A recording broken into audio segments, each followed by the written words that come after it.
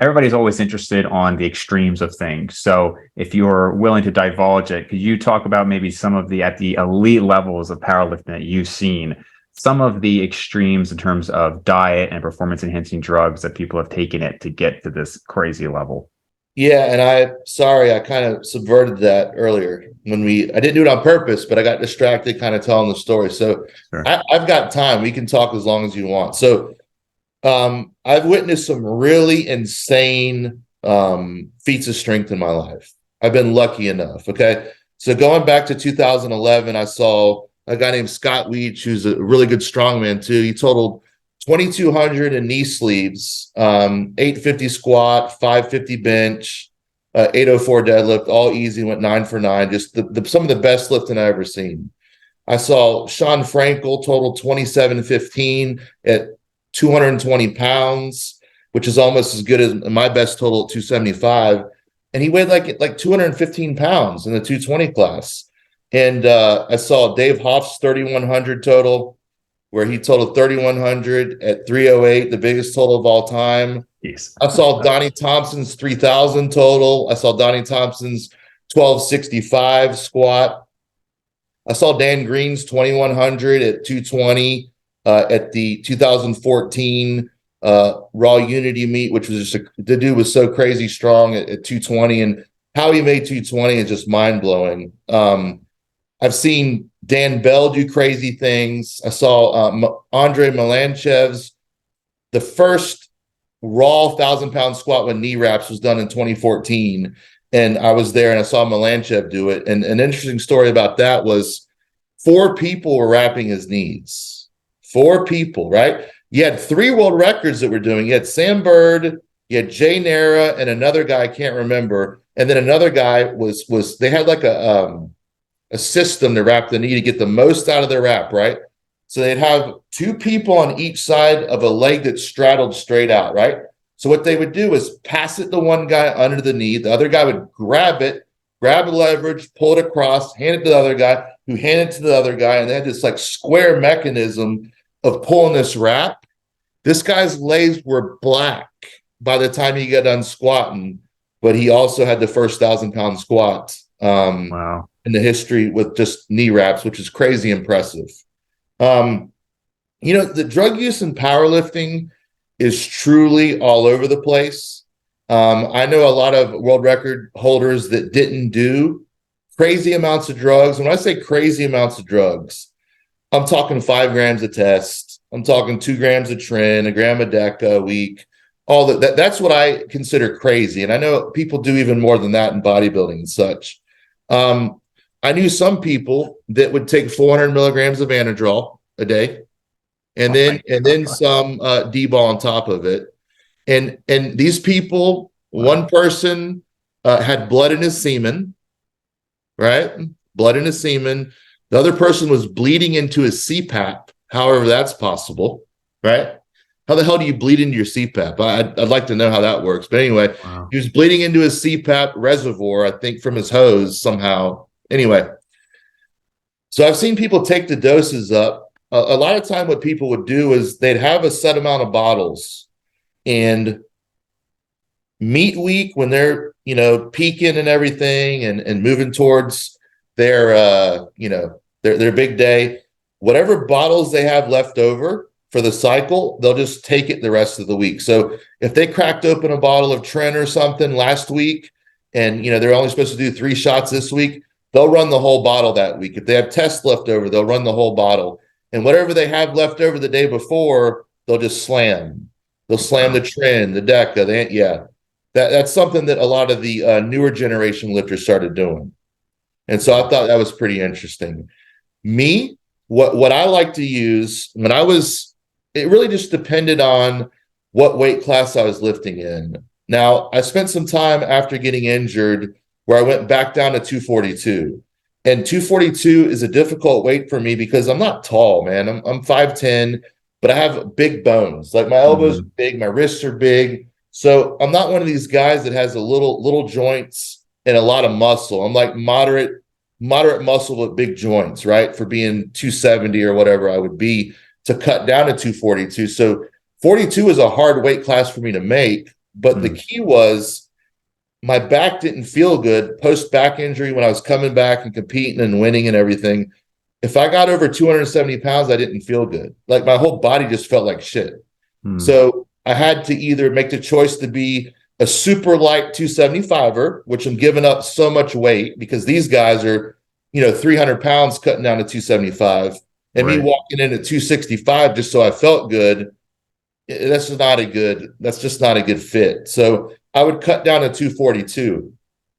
What I needed during this time were things that help keep me lean, things like Masteron, things like Tren, things like Winstrol, Test Prop, those types of things, and Anavar. So I had to completely turn my back on things like Dianabol, Anadrol, Deca, EQ, those types of drugs. But what I did like when I was lighter, it would help keep me lean, is I liked about 300 Prop a week, 300 Masteron, 300 Tren, and about 100 milligrams of Anavar, maybe a little bit of Winstrol. Is that a light dose? No, I'm not kidding anyone, but that isn't the doses that I've seen other people do, nor was I willing to try those different things. Now, meet day, I take some halotestin. I actually had somehow I had a line on real halotestin years ago. Real halotestin from the pharmacy, actually. There was one company that made halotestin in the United States. It's called Syntex. They're called Androxys. They're real halotestin from the pharmacy that I got a hold of at one time, and they were truly real. They were awesome. That's like liquid or powdered strength right there. No weight gain, just pure aggression and anger. So I'd like to take those on meet day and training days. But after a couple years of lifting at 42, I needed to come off all of my supplements because we wanted to have babies. I've got, fast forward, I've got twin 3-year-olds now, twin girls. Yeah. And so my fertility was trashed, right? So many years of being on, not taking HCG, not coming off, the whole nine. My sperm count was 0. So I came off for 8 months. It was hard, but got my fertility back. Stan Efferding helped me. My friend Ken in Miami helped me. I did a protocol that was pretty aggressive. We're talking about aggressive drugs. I did 2,500 mics of HCG every other day, 40 Novaldex, 40 Clomid, and I ran that until I started to produce sperm again. So no FSH? Nope, I didn't take any of that. I didn't have any of that at the time. But what I did is I had the 0 sperm in February or January of 2019. By May, I took a home test to see if I was positive yet, just to see if I was going in the right direction. Once I was positive for any type of sperm detection, I started piling on Proviron. Proviron helped the motility and maturity of the sperm, supposedly is what it does. And it's never been prescribed in the United States, but it's an interesting drug. And I hit 150 milligrams of Proviron for 2 months. And then in August, we had a positive pregnancy with twins. Nice. So no in vitro, no nothing else. I didn't take HMG. I didn't take FSH or any of the other stuff. I didn't even take gonadotropin or anything like that, or whatever the other similar to HCG drug is. I might be confused on that. But I tell you all this because when I got back on after the 8 months of coming off, after being on for 15 plus years in a row, man, I responded hyper well to drugs because it had been 8 months. Gotcha. Also, my body allowed me to get stronger and bigger during this time. When I was off, I actually got beyond 270 and felt good. So when I got on supplements again, I rocketed over 300 pounds and I felt good. Wow. But then I was allowed to take EQ, Deca, Anadrol, D-ball. And my winning formula for the 1300 squat was a gram of test, 750 EQ, 600 Deca. That was my jam. And a little bit of Anadrol and D-ball. The last couple of weeks and the last week, I'd take 10 milligrams of Anadrol and D-ball every couple hours and just sprinkle it. So I'd even blood levels. Just something I experimented with. Wow. Never felt stronger. Are you presumably on TRT for life then?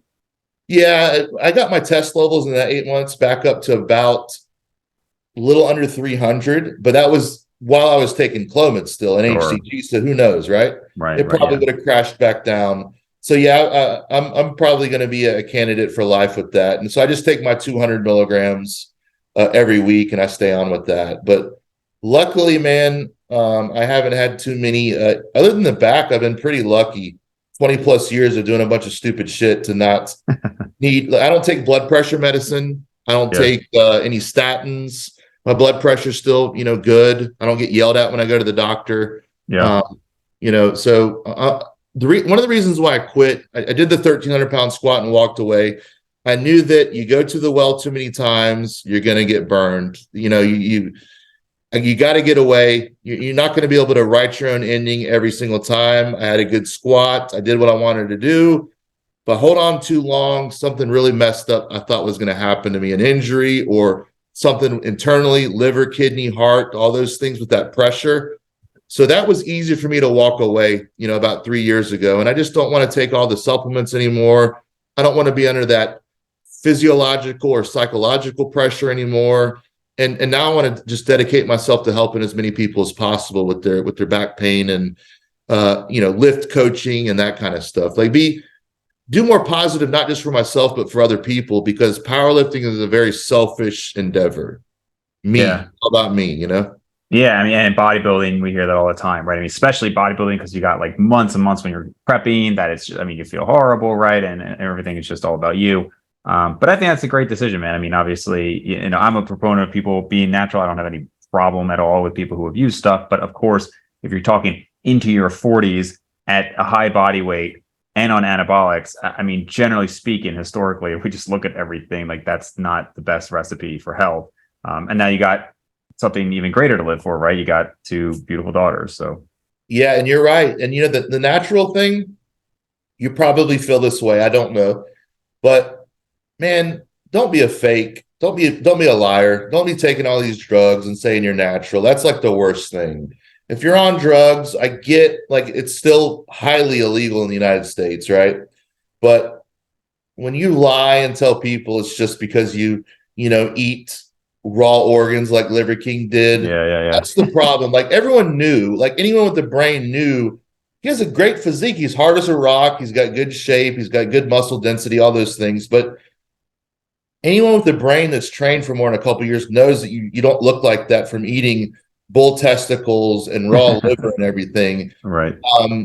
You know what I mean? And the fact that he was portraying himself as getting some kind of special sauce from these organs, to me, was very disingenuous and was misleading a lot of people. Like I had people I respected that were doing like eating liver and stuff, wondering why they weren't getting jacked. Yeah. Liver's healthy. It's healthy. I get it. It's healthy, but stop acting like it's a superfood that's going to give you striations in your pecs.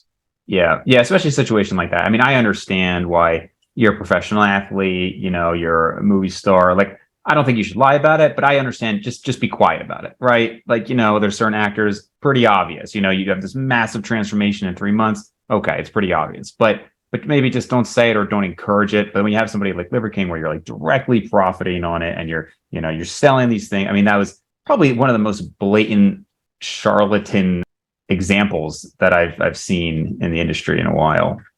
Agree. And his whole premise was be drug-free, ancestral tenets, and you don't need drugs. I don't take drugs. You don't need, it's like, dude, you're just, the word is a charlatan. He's a fake parading around.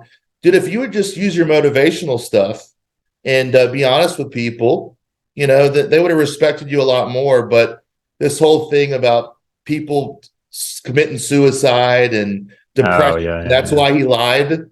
You know what I mean? Like he's trying to encourage him. Like, dude, when people find out that you're a fraud, they're going to be way more upset. For sure. Because of this, you're going to contribute to their depression because they see how screwed up this world is with people like you. Yeah, for sure, man.